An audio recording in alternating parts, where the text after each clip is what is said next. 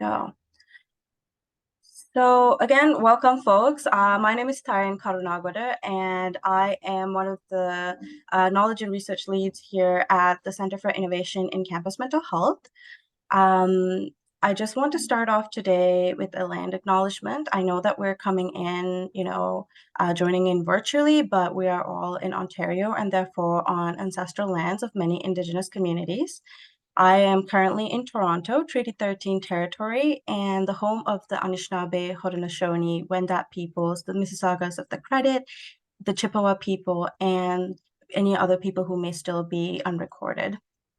As we go through this webinar, I just want to think about how you might be able to support the Indigenous, students and colleagues in your role to promote a whole campus approach to health and wellness, as well as any other Indigenous communities. So being an active participant in the reconciliation process can look like many different things. It involves education, it involves action, and it involves, even contributing your time and possibly even your donations to the communities or organizations that help these communities. And this way we can, all be collectively approaching the reconciliation process. So I just want to go over a couple of housekeeping items. So as you saw on the welcome slide, if you were there, there is closed captioning at the bottom of the screen. You're welcome to turn it on. There's the chat function for discussing thoughts and reactions. The question and answer function, the Q&A function, is there for submitting questions to the panelists, and then we will go through those questions at the end of the panel. And then the recording will be available on our website after the webinar. So the intention is to have it available by end of the day or at least by next week. And since this is a panel, there won't be any sort of slides or anything like that. But again, we will have the recording available for you. So I guess let's get started. I'm really excited to do this. And I have a really exciting group here. So we are joined by collaborators for our upcoming Accessibility and Accommodations Toolkit to speak about the process of writing and reviewing the toolkit and share some key insights on their roles as, accessibility and accommodations professionals on campus. So I am going to turn it over to them to do the introductions and as well as talk about what their role is on campus, and then we'll get right on to our panel questions.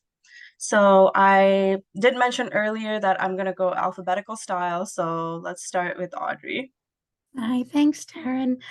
So I'm Audrey Healy, and my pronouns are she, her, and I'm a counselor at Fleming College in Peterborough, where I've been working as a counselor for 31 years. So I'm old. And I am a white cisgender straight woman. And for those who would benefit a visual description, I'm coming from my office on campus. So the walls are white with lots and lots of decorations. I have blonde, gray hair that's shoulder length or so. I have blue eyes, blue glasses, and I'm wearing a red shirt today. So thanks, Taryn. Welcome, everybody. I'm very excited for today's discussion. Thanks, Audrey. I'm going to pass it on to Deandra. Oh, you're muted, Deandra.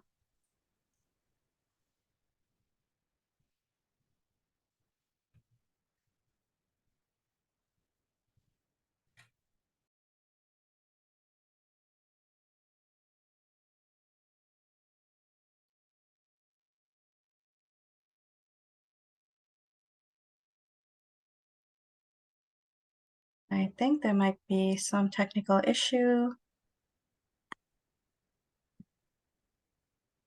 I can go while we're having. Oh, there we go. There we go. I'm sorry. I'm using my home computer and it's giving me a bit of technical issues. My apologies. So good morning, everyone. My name is Deandra Christopher. I reside in Toronto and I work at George Brown College as an accessibility consultant / work integrated learning professional. And I've been in the role for a little over a year. I'm excited to be in this discussion today and talk about accommodation and media with everyone. Thank you. Thank you, Deandra. Jennifer G, let's go. Hi, everybody. I'm Jennifer Gillies. I'm from the University of Waterloo. My pronouns are she, her. I'm the director here of Accessibility Services. And as a description, I am a white woman with brown hair wearing a purple shirt and have a background of a nice winter day. I haven't changed my background, I guess, since winter time. So, all right, I'll pass it on. Okay, and lastly, but not the least, Jennifer M. Hi, good morning, everyone. Thanks for having me. My name is Jen McSula, and I'm one of the Accessibility Services Counselor at Fanshawe College, where I've been for 18 plus years. And for a description of myself, I'm a 50 plus white woman, cisgender, with purchased shoulder-length blonde hair. My background is blurred because I too am working from home, and I am wearing a blue blazer. Wonderful. Okay, so without further ado, let's get started. So I know we're all coming together here because of the collaborating on the toolkit. And so I guess the first question is, what was the process like putting together this toolkit? How did you bring in the information? What was that looking like for you? So initially, the toolkit is only valuable and meaningful when it meets the needs of a given audience. So rather than thinking, oh, this is what people need, initially it started off with Emily Ann and her team connecting with various academic institutions throughout the province to talk about some of their experiences and define some of the themes that were happening across the province. From there, there was conversations with various service providers at colleges and universities to also see from a service perspective some of the themes that were happening as well and some of the trends. There was a brainstorming of topics that may be helpful and then a whittling down of some of those topics to finalize that path forward. And then there were various collaborations with different areas being identified and explored. Great, I can add on as well. The folks, many of us who are here on the call, as well as some other colleagues as well, we all have the privilege to really be professionals in this field in one connection or another. And so we really try to draw upon our professional experience as well as our lived experience with disability for those of us who have that, and drew upon the lived experience as well from the students that we support within our roles. And then we were really integrating all of that lived experience with the legislation, namely the Ontario Human Rights Code, as well as the Ontario Human Rights Commission's interpretation of the code and their policy papers that they create. And then we also drew upon from our existing university and college policies and procedures and try to combine all of this together and find that balance between discussing what is in many ways a compliance issue, but balancing that with a compassion issue. And so I hope that is related in the toolkit, and we can feel that balance there. Thank you so much. So for the information for the audience, the Accessibility and Accommodation Toolkit will be available next week, or maybe Tuesday would be the most likely date, just so keep an eye out on that. But let's, I guess, move on to more of the basic questions. So, what are accommodations and why are they important for students in post-secondary? Yeah. So I'll take on this question. And so I drew upon some of the content from my institution and our policy as noted. So accommodations in the educational setting refers to a planned variation to the method of curriculum delivery or assessment of the core content of a course or program to provide students with equal opportunity to meet the essential academic requirements. So really what academic accommodations are designed for students with disabilities to equalize the opportunity to meet the requirements of their studies. And it is a shared responsibility between all applicable parties, so all stakeholders within the college. And academic accommodations can apply across a variety of academic settings, which include testing, classroom accommodations, as well as within the co-op or field placement setting known as work integrated learning settings. So what makes accommodations difficult? So there's a variety of things I would say. And it's also a matter of perspective. Things that are difficult are also challenges. And I think primarily what makes my work exciting and rewarding. But I can't pretend for a second that it's easy work. So the challenges and difficulties come from a variety of different sources. So number one is resources. There's never enough staff in the disability services offices. It is challenging to do everything that we want to do with the staff that we have. But I think the bigger challenge on resources is time more than money. When we look at faculty implementing accommodations in the classroom, sometimes they just don't have the time for the one-on-one human contact with the student to make sure that they understand the student's needs, or that they're communicating to the student that they understand their needs and the student feels supported and accommodated. I think another one, perhaps it's getting better, but that lingers, is stigma. I'm thinking back years and years, it's the same today, is that there are a fair number of students who don't connect with our offices because they want a fresh start. They want to be not a student with a disability, not a student with an IEP, just like everybody else. There's stigma attached to their school experiences that they want to wipe clean. So that can present a challenge in trying to help them access what they need to access the curriculum to create a level playing field. And so kind of connected to that, other aspects of the stigma is we hear a lot students with non-evident disabilities, medical conditions, mental health conditions are not visible to the professor, may be disbelieved and feel they don't want to come forward because people don't believe them when they tell them that they have accommodation needs. So connected to all of that, we have to do training for faculty and staff, and gosh, we don't have time to do that because we are seeing students all day, every day. So, I mean, it's challenging, but it is most definitely rewarding. Absolutely. Thank you for that. So here's a question. What do you wish staff understood about undue hardship? Great. Well, thanks for asking. I guess I'll kind of pick up in some ways where Audrey you left off too, talking about these challenges and times and resources. And so those are a lot of the reasons why we hear what instructors are saying, oh, I would love to accommodate, but I can't because it's undue hardship.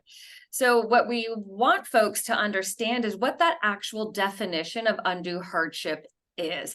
And so I think, most university and college staff broadly understand that there's an Ontario Human Rights Code, and we as education service providers have a duty to accommodate to the point of undue hardship. The definition of undue hardship is often what's not fully understood. And it is a legal term that comes from the code that talks about those outer limits of the accommodation. And so what I wish folks understood was that the term undue hardship doesn't mean hardship. So accommodations are going to involve some level of administrative or financial inconvenience or hardship for the instructor who says, I just don't have enough time. Now you want me to write a second test. We understand that is to them that hardship that they are experiencing, but that's not the legal definition of undue hardship, because inconvenience in itself is not a factor for assessing undue hardship. So the code actually only prescribes 3 considerations when assessing undue hardship. So the first one being cost. And what's interesting about this one as well is even that is not fully understood, even if this concept's understood. The piece around cost, though, is that I hear a lot, well, at the department level, we don't have this in our budget, resources for this. How am I supposed to hire another teaching assistant to mark this test? The term is already done. So then I have to be the bad news bearer that comes in and says, unfortunately for them, it's not measured. Undue hardship financial cost is not measured at the department level. It's at the institutional level. So the institution needs to work together to ensure that we can fund that. And also we have to look at it in cost for this specific accommodation. So we sometimes hear, well, if every student wanted that, we won't be able to afford it. We're not talking about every student wanting it. We're talking about this one student. Well, the cost of this one piece of equipment, this one interpreter to be able, would that cause financial undue hardship? Which then kind of goes to another component of the cost, is that it really has to be quantifiable. It can't be theoretical. So we can't just say, well, I think that that's going to be, too much. No, well, we have to have that evidence of that. So that cost threshold, when you think about these considerations, is very high at most institutions. It's not going to be met for cost. It just requires that the institutions work collaboratively in order to identify how are we going to allocate resources in these areas. The other two areas is outside sources of funding, and the third one being health and safety as required. So the last piece, though, and no other considerations can be taken into account. So the last thing we want folks to understand is that appropriate accommodations are those that don't alter the fundamental nature of a course. It's not going to interfere with the essential requirements. It's not going to change the learning objectives and that core essential requirements. So if an instructor legitimately believes that an accommodation is going to interfere with the essential requirements of their course, or if they legitimately believe it's going to cause undue hardship, reach out to the Disability or Accommodation Support Office, whatever our names are called in the different schools. Reach out and we're going to guide the instructors through that process. So that's, so contact us and reach out and we can explore it together. Jen, can I add to what you're saying? Because one of the things that I've noticed is that students also don't understand that essential skills or essential requirements of the course. That they may be used to accommodations in high school that really do kind of bend the course learning outcomes, the essential requirements of the course. And that is the conflict that I see most often, is where, the faculty is not sure how to protect their course learning outcomes, how to ensure that the accommodations don't interfere there, but the student is advocating for accommodations that just kind of blow up the learning outcomes. So there's a lot of education required from us to make sure the faculty understands, and the students, and of course their parents, who are often very strong advocates. So very well put. Thank you so much for that input. What does accessibility mean to you?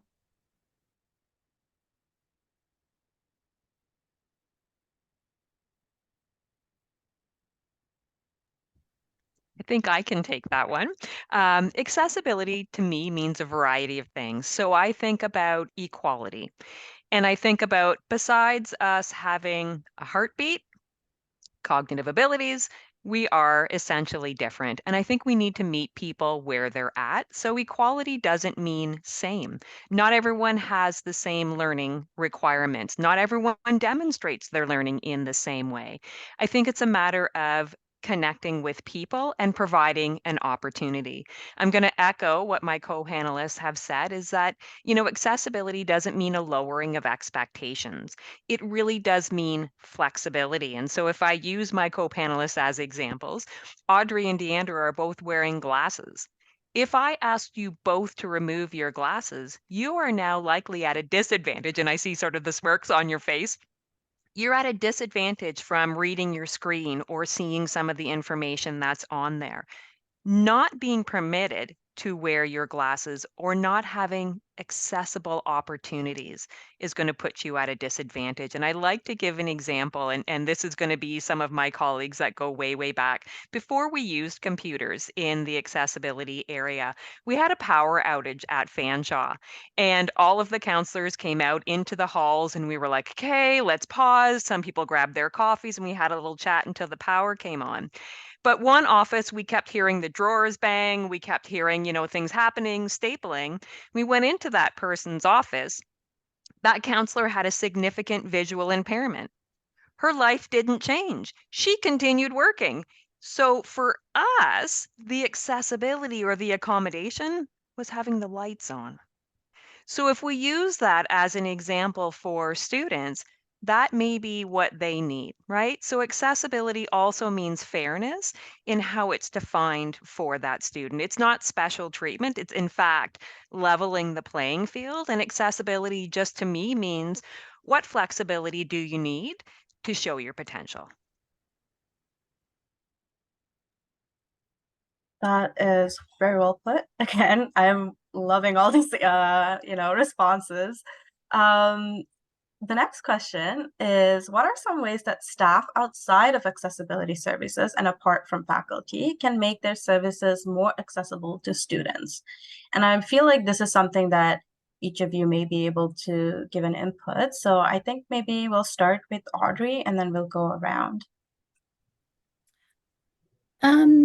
Yeah, one of the big ones is acronyms. This is a specific example of a broader concept of what everybody can do is take a look at the work that you do that interfaces with students or the public, and look at it from the user's experience. Are you being inclusive? And acronyms is a perfect easy example to get your head around, is that whenever you're using acronyms, you're creating a translation process or a barrier. The person hearing the acronym, if they're unfamiliar with it, has to pause, has to spend a lot of time thinking, what does that mean? Slows down the communication, and it makes them feel less than. It makes them work harder to participate in the conversation for no good reason. So trying to make your services more accessible, I think, really benefits from looking at it from the user's perspective. And if you could get an advisory group of a few students with disabilities to give you some input, then that's even better.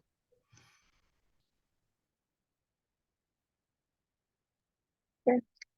And so building on that, what my co-panelists mentioned is around, I think, kind of building on that around accessible communication. So I really like the point that you highlighted, but I think also looking at all of the communication resources that institutions utilize to communicate to students, prospective students, as well as staff around accessibility. So looking at websites and ensuring that the language and the communication relayed is at a learner level that is easy to read, including acronyms, but also not super convoluted language, as well as for a lot of individuals who communicate with students, providing alternative ways to communicate with students. So we know with post-pandemic, offering options for virtual, in-person, as well as when available, using resources like assistive technology that may assist a student. So having screen capture, screen text, as well as the opportunity for staff to be able to, if you're directly communicating with students on an individual basis, offering opportunities to relay communication as a follow-up, as an opportunity to recapture information, as well as physical accessibility. A lot of institutions do prioritize it, but reviewing and ensuring that institutions are accessible and facilities have a process to be on top of any accessibility challenges like ramps or elevators out of service, and making sure that there's a pathway and a process for students, staff, and stakeholders to be able to navigate and report any accessibility issues. Can jump in as well. And I think as our colleagues are talking here, it's really about planning for flexibility up front. How do we make it most accessible by design in the get-go, in hopes of reducing some of the needs for someone to come forward and say, can you please turn on the captions for this webinar so I can access it? You did it already by design, and that created, it normalized that fact of the flexibility, and we're all going to need to engage. Another piece, there's a couple, but especially as service providers and institutions, it can be very difficult for students to know where to go and how to navigate. So the more that we as service providers can really promote this concept that any door is the right door, and no matter where you come in, we're going to make sure you get to the right place with a warm handoff. Such a small thing, but if we can help do that for any student, it just makes it a lot more of a space. Sometimes students might reach out once, and if it's the wrong place, they're not going to reach out again. So how do we make sure we don't lose students in the process from falling through those cracks? Also, it's helpful to think about accessibility as, of course, it involves physical accessibility, but are we thinking about it even more broadly? Are people feeling safe in these spaces? Are they feeling that their psychological and emotional needs are being met, and so that's a place that they can access? Or are they feeling threatened? Or are they feeling excluded and discriminated? That's not an accessible space either. So I think we need to focus, of course, on the physical space, but focus on, as our colleagues were saying here, related to communication, but also just about what does that environment feel like, look like, sound like? And is it a space that people feel that they can join? And this last one, it might sound obvious, but let's believe students, right? So let's believe students if they're saying something is not accessible, if they're saying something is a barrier, how do we believe them, without trying to, well, no, that's not the case. That's not our job to undermine and define how somebody else experiences these spaces and their education. So let's, believe students, promote autonomy and choice as much as possible. And that will also help to create that accessible culture. I agree. And I think with students, people who visit our campuses or our services, we don't know what their history is. We don't know what their experience or how supportive their previous environments have been. So I think we need to provide a variety of means where we can ask for feedback. So some people might feel comfortable, approaching giving feedback to, someone at a desk or, calling someone. I think creating an opportunity that's discreet. So perhaps a Dropbox, having a question box, an anonymous website, so that we can build that trust, that we can be transparent and say, yes, we do want your feedback and your perspective matters to us. And let's give you a safe, confidential way for you to share that feedback with us. I think it could also be helpful to get educated. And so aside from attending webinars like this, there are going to be champions in your areas. Connect with them, learn from them. Sometimes that learning curve can be very steep and overwhelming. So rather than thinking that you have to reinvent your entire wheel, focus on one step. Look at implementing one thing a month or one thing a year and gradually expanding and increasing, but learning from other people. What has been successful and being able to approach things from other people who have maybe gone through that learning journey and just sort of capitalize on what they have learned through their process. Thank you for that. So let's talk about ableism. So what is ableism and how do you see it come up on campus?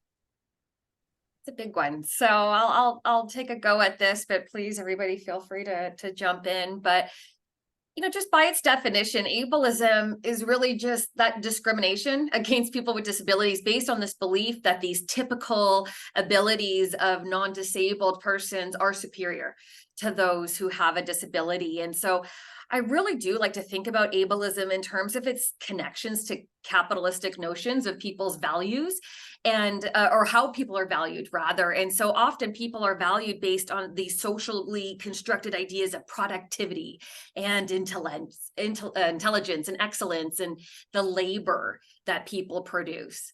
And so in society, this medical model of disability is really pervasive. And that is just in itself ableist in nature. So for example, people with disabilities are often expected to get better. So just, get better so that you can produce, be it academically or in the workforce. But it's this idea that it's almost your moral obligation that you're supposed to get better so that you can contribute and not be a recipient, but be a contributor to these pieces of the social norms that we have here.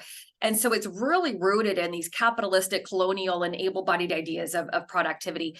And it's one of the biggest challenges, I think, in the post-secondary institution is that it's also really upholded in this notions of meritocracy as well, that the outcomes that you receive are based on the effort that you put in. And I think many of us know that's not the case. We don't all have the same starting place. We don't all start in the same place at all when we start in university or college. And so ableism on campus creates this stigma then and this prejudice and this discrimination against students with disabilities. And then it's almost that this exclusion of these students is seen as valid. Well, they just can't cut it. This is the way it is. And if this is how it's always been done, everybody else can get through. And so it really starts to create this thing where we are able to justify the ableism that happens. And so students with disabilities, because of that, are often having to work harder. They're experiencing more barriers than their non-disabled peers. And that's where accommodations come in, right? So they're there to try to remove these arbitrary barriers that are unnecessary. They don't need to be here. And so ableism on campus is present when students with a disability then are expected to work even harder to succeed. And they have to put in that extra time, the extra money in order to just participate. It's not about how hard you work, you're going to get those equal outcomes. And I think ableism is also tied up in how people, some people might view accommodations. I hear this a lot, almost as if students are trying to get something. Well, they get extra time. This student gets this. And I keep trying to say, it is not, a student with accommodations is not receiving anything. It's almost like a tax that they have to pay. They are accommodating the institution. They are the ones who have to, it's not fun to write a 6-hour exam. That's not a benefit. They have to write double the amount of time that a peer would take. That's not fun. That's draining.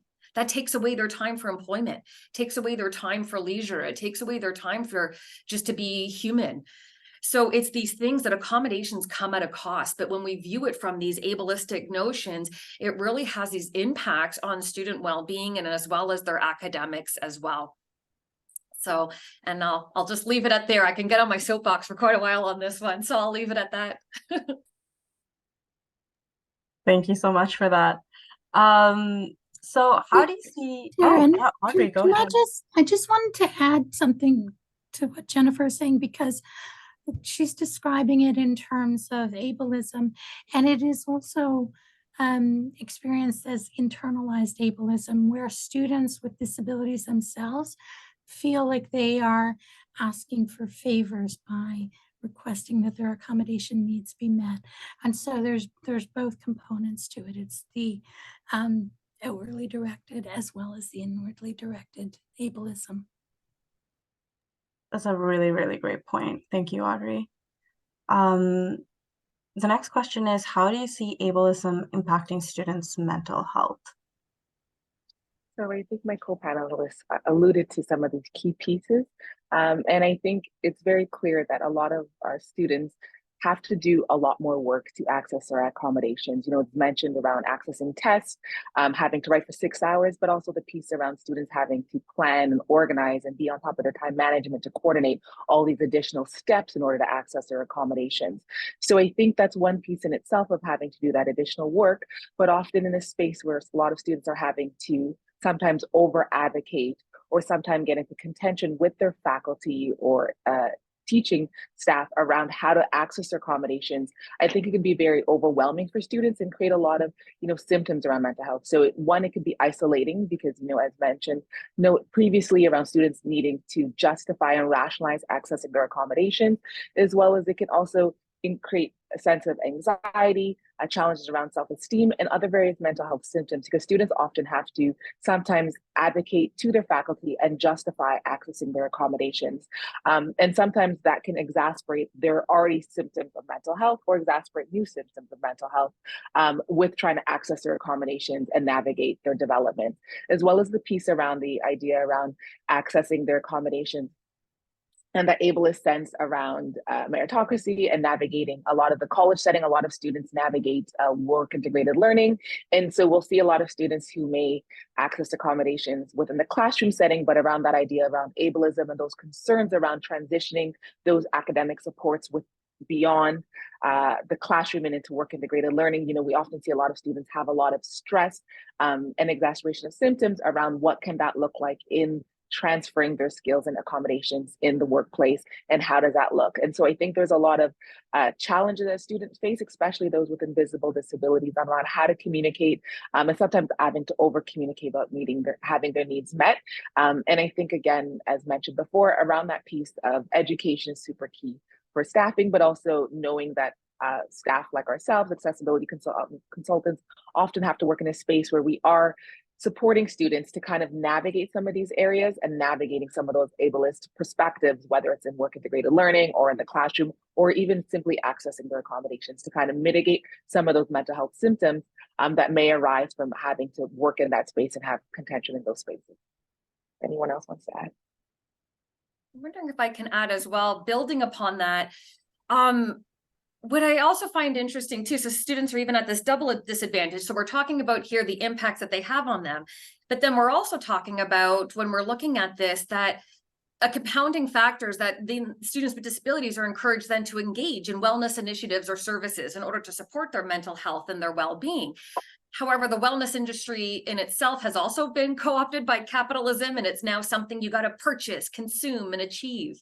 You have to be the right size, you have to have the right money, you have to be able to put the effort into all of these things in the time in order to be well enough to do wellness. And so therefore, the wellness industry itself is often excluding those who need these mainly the traditional therapeutic interventions in the Western field, or either just even the wellness industry in itself. And so this medical model of disability, this belief that disability is inherent in the individual and something we ought to try to be avoiding and treating and curing, is again pervasive in this wellness industry. And it's really exclusive or excluding folks who cannot or choose not to cure themselves of something to be well. And so when the wellness industry is very much ableist by design about fixing you and getting better, that creates, again, why am I going to want to be part of that if it's just making me feel worse? And I've heard that from students to say, now that's just another thing I'm failing at. And when we hear this pervasive language of, well, you know, when we hear about these mental health crisis of students, well, if there were more counselors, if they were connected to counseling is amazing. But what I'm hearing from students, they're like, I'm already connected to counseling and I'm still having a mental health crisis. I still need help to live as myself right now. And when I hear that language, the students are saying, I just keep feeling like I'm being blamed and shamed yet again, that I'm not living up to the standard of curing myself and being better. So it just continues to put this perpetual stress on students to have yet another area that they're excluded from. So it makes it difficult to then ameliorate the challenges that they're already experiencing from the first case from ableism, and now experiencing it again in those therapeutic spaces as well. It's a really great point. Thank you. So our final panel question, what tips do you have for combating ableism on campus? So I feel, again, this might be something that all of you can jump in on. So let's start with Audrey again, and we'll go around. So broadly speaking, or like the simple answer is we need to talk about it. To give that a little bit more context, people know what racism is. People know what sexism is. People don't know what ableism is. And as Jennifer has been pointing out, is that ableism isn't an attitude of bad people. It's woven into the structures of our society. The meritocracy is ableist. And therefore, it's very, very hard for people to see it when they're seeing it or perpetuating it. So there's lots that we have to do. It is more work, not more work, but there's a lot of work because we have the awareness raising as well as the advocacy and actions. But basically we need to every year keep educating new students as they come in, new faculty as they join us. There is always a need to raise awareness to help people understand the medical model, the human rights model that we work from, and that the student development model that we work from, like all of the work that we're doing is not ableist. We're trying to work against them. So I think talking about it and helping people understand, and how do I say this, but cultivating allies to have more and more faculty and staff get it, and then spread the word next year and so forth as they're onboarding a new staff member, whatever. It's like, yeah, this is why we do this for the students with disabilities. This is what's happening in our department and so forth. So, and I think the big one is universal design for learning. The more that gets incorporated into the curriculum, into the way teachers teach, then all students see it all the time. Then it becomes disability is just part of the fabric of society. It is just another element of the diversity of human beings, and not something that we need to educate people about anymore.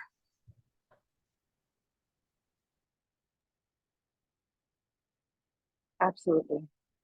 I mean, I love the note around universal design. I mean, I think that would be a factor that really addresses a lot of those key pieces. I mean, I think that is a long journey to kind of get towards an aspirational. But I think right now a lot of institutions have a lot of inclusive policies. So a lot of institutions have accommodation policies and human rights policies and human rights offices. But I think further than that, I think there's a requirement that those policies needs to be up to date, but also they need to be enforced and have actionable plans about how to promote them, as well as how to ensure they're applied, as mentioned, across to ensure faculty and staff are doing, as well as students understand that. So how do we ensure that those policies are understood and applied across institutions, whether they're webinars, whether there's trainings, whether there's opportunities for people to engage in these policies, to really understand them.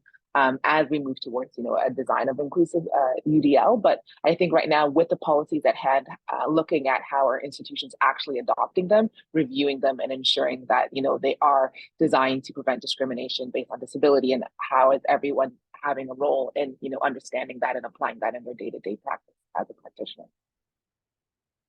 Yeah, I'll add on. I love that, Deandra. It's exactly it. It's how do you make the policy come to life?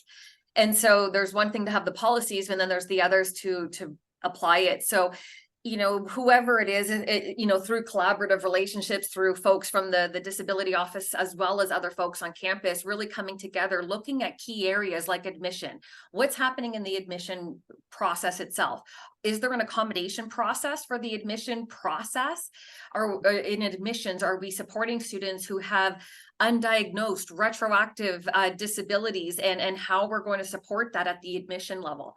Are we looking at the student appeals and petition processes that are existing, and how are they established to support retroactive requests for accommodations, and for students with disabilities to really be seeking accommodations and supports through those pathways?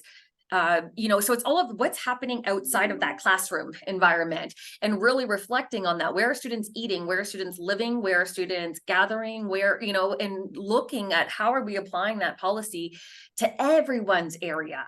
So everybody has a role to play in combating ableism in the same way we do with anti-racism. It's everybody's responsibility.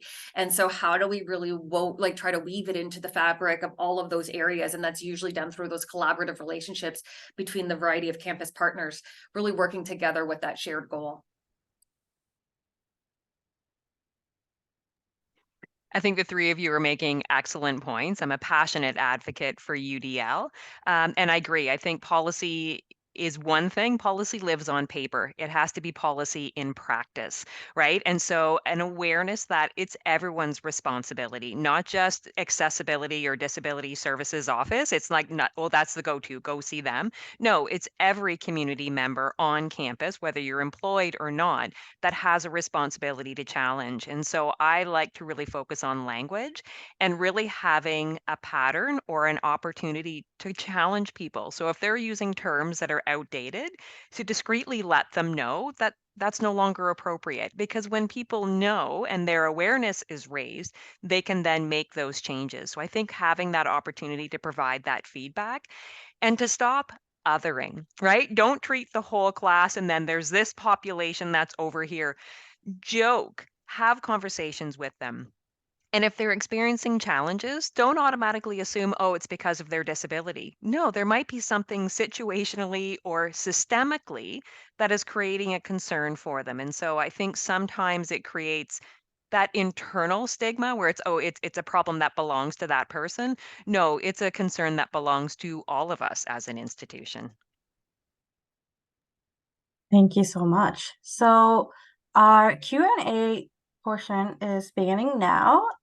So you're welcome to enter any questions in the Q&A function, and we can start responding to them now. I have a question because this term has been brought up continuously throughout the panel, and it is universal design for learning. So I guess for folks who may not know what it is, could somebody, I guess, give a definition?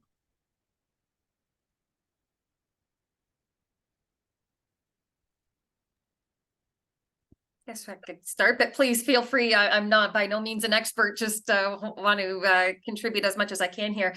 But, you know, we often hear about universal design in architecture, right? So how do we build a space when you're going to the grocery store and you have your cart, you know, the doors open when you are approaching with a cart. So it's being a universally accessible place by design. So it doesn't matter if you have a stroller, or you're using a mobility device, or you're carrying groceries, the doors open to support you. It's applying that logic within the learning environment. So how do we apply these principles related to universally accessible? And I know that's a loaded term because nothing is going to be universally accessible for all parties. And that's another piece that we always have to make sure we balance with that. It's not going to remove the need for accommodations, but it's how do we build the curriculum, the education system as much as possible by design to be accessible. So there's some tips and strategies that are provided within the literature within that area on how do you build a course that from the get-go includes flexibility in choice and these pieces that again, it's not going to reduce the need for eliminate, no one's ever going to need an accommodation again. That's not understood in that way, but it might help to normalize the idea that all people benefit from flexibility. It doesn't matter if you have a disability or you have another type of need, you're caring for a young child and your aging parents at the same time. So it makes it accessible for all. It's not just rooted in disability. But then it also more easily enables a faculty member to accommodate. So it doesn't remove the need that there's a duty to accommodate, but the way in which that can be supported in the classroom is easier for the instructor and easier for the student because, oh yeah, I've already designed always 2 tests from the get-go, and we already have a deferral date already in place. So the instructor's not scrambling at the last minute. Or, well, it's already designed in a way that students get to choose 3 out of 4 assignments to complete. So it's, there's a whole body of literature in this space in terms of the principles and how to apply it. But that's the basic idea, is how do we build for accessibility from design, at the design phase within the education system.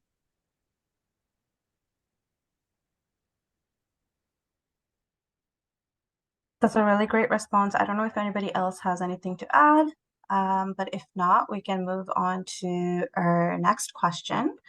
So, do the panelists have any thoughts around the trend of accommodations being increasingly used for mental health issues?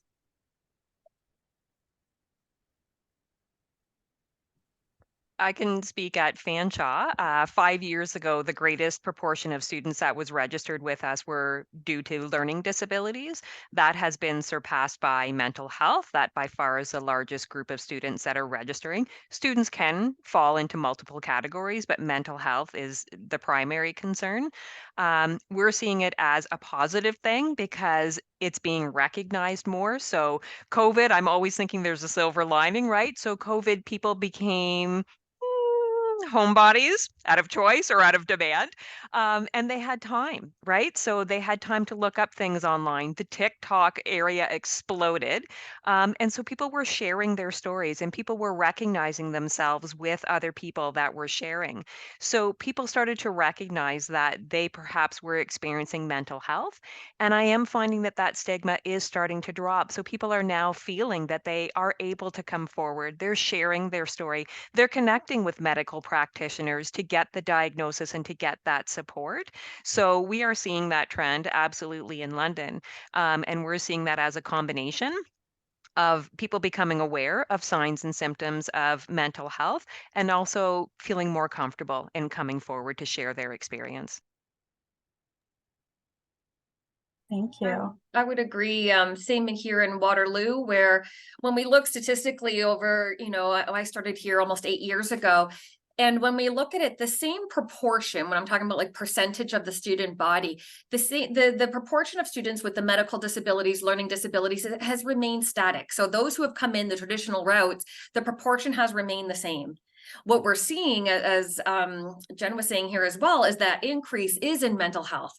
So I know that comes with an additional now stigma that I start to hear sometimes, well, now every student, and it's like, no, it's not every student. It's that before, the proportion of the student body, at least at Waterloo, who was accessing accommodations, their right to accommodations, was well below what we were expecting in terms of the proportion of students that we expected would have had a disability, especially a mental health disability within this age group. So as what our co-panelist here was saying, is that fact that the increase in mental health disabilities being accommodated, or students being accommodated for the mental health disabilities, it's not above and beyond. Now it's a new crisis. It's these students are finally getting the support that they needed. These are the students who weren't receiving that support previously. And probably, as we see, we're self-selecting out of post-secondary institutions once they arrive, or we're not even seeing post-secondary education as an option before. And I'm sure, you know, all colleagues across Ontario here in Canada would be saying, like, we are seeing a lot of significant, complex mental health disabilities. This is, you know, people who traditionally would not have been able to see this as a viable option. So for students with significant mental health disabilities to see post-secondary institutions as something that they can achieve with the support and accommodation from the universities and offices like ours, that's a good news story. So I always hope that we see it in the positive instead of seeing it as now there's a new crisis or something else happened. I'm not saying there aren't crises happening, but it's a good thing that students are connected with supports, and it's helping them to achieve and to succeed and access education. So that's my thoughts. It's a positive thing. I think too that it becomes, I don't want to say easier, but when there are more students with mental health disabilities, nobody stands out as a sore thumb anymore. That it is a trend. It is something that faculty are used to encountering amongst their students. It is no longer, how on earth did you ever get into this institution, right? Like, there is an acceptance that students with any kind of mental health disability are as welcome in our institutions as any other student. And it is our responsibility to make the adjustments to our physical spaces, our learning spaces, our attitudes and our practices to make all of them feel welcome. And I do think that this is the age, this is the population. So we know that research 18 to 24 that's that age group. So we are making a concerted effort to help faculty to recognize the signs and symptoms. So even if it's not part of a student's history, it might be faculty providing that suggestion that, hey, I'm noticing some changes, or recognizing when things are different in a student's presentation, to help educate them as well about some of those opportunities that are available on campus too, to get some support. That's very, very well put. And I just want to say thank you so much. We are coming to the end of the panel, this wonderful panel, very insightful. And I just want everybody to come together and thank these panelists. I thank you for coming here and, you know, joining us for this panel.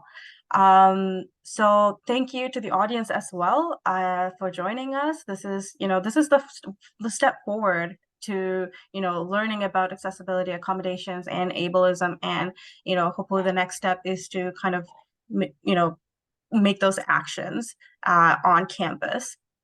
I just want to remind folks that there will be a webinar in October, and this will be on student housing insecurity. I will put the link on it in the chat. So if you'd like, you can go register for it. And I will also put it in the description when the recording is up. And I think, this is a really, really important topic. I do see a raised hand. So is there is a question, we can go forward with it.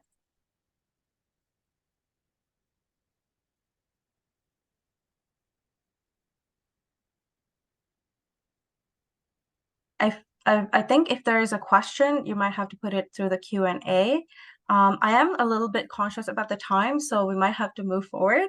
But again, I think these folks are available for answering questions if you want to reach out to them, I think. So, they're there. And I also want to remind folks that you can check out our website, campusmentalhealth.ca, as well as morefeetontheground.ca.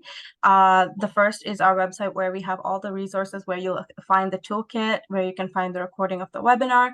And then the second website, morefeetontheground.ca, is a website or course where you can take for non-clinical staff on how to support folks by recognizing, responding, and referring, and then finally reflecting on the situation. So I'm just going to put that in the chat as well. Okay, and then I just want to remind folks that to remember to fill out the post-webinar survey. It should show up once the webinar finishes, and this is very, very important information just to gather how you liked it, what you'd like to, see more, any feedback. Any of it is very, very useful for us. So again, thank you so much for the audience for joining us, and thank you to our panelists, and I hope everybody has a great day ahead. Thank you all. Thanks for your time. Thank you all. Thank you. It was a pleasure.